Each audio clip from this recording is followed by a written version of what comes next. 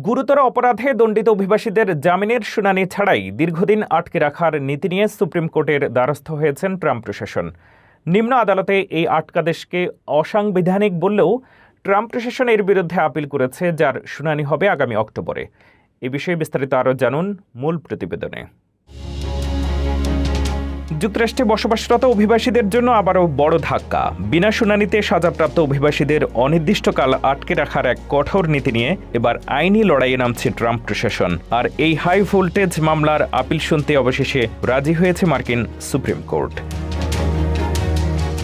ঘটনার সূত্রপাত নিউ ইয়র্কের দুই গ্রিন কার্ডধারী অভিবাসীকে কেন্দ্র করে। গুরুতর অপরাধে সাজা খাটলেও তাদের ইমিগ্রেশন হেফাজতে জামিনের কোনো সুযোগ না দিয়ে মাসের পর মাস আটকে রাখা হয়। নিম্ন আদালত এই পদক্ষেপকে মার্কিন সংবিধানের রাইট টু ডিউ প্রসেসের আইনের যথাযথ প্রক্রিয়ার পরিপন্থী বলে রায় দেন।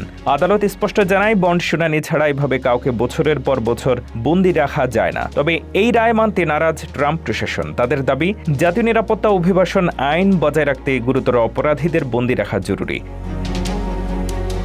আগামী অক্টোবর সুপ্রিম কোর্টে এই মামলার চূড়ান্ত শুনানি হবে। ট্রাম্পের দ্বিতীয় মেয়াদে আদালত ইতিমধ্যেই বেশ কিছু কঠোর অভিবাসন নীতিকে সমর্থন দেওয়ায় এবারও প্রশাসনের জয়ের সম্ভাবনা দেখছেন বিশেষজ্ঞরা। শুধু এই ব্যবস্থাপনায় নয়, জুনের শেষেই জন্মসূত্রে নাগরিকত্ব বাতিল এবং 3.5 লাখেরও বেশি শরণার্থী আইনি সুরক্ষা তুলে নেওয়ার বিষয়েও রায় দেবে সুপ্রিম কোর্ট। ফলে ট্রাম্পের এই আইনি লড়াইয়ের উপরে নির্ভর করছে লাখো অভিবাসীর ভবিষ্যৎ।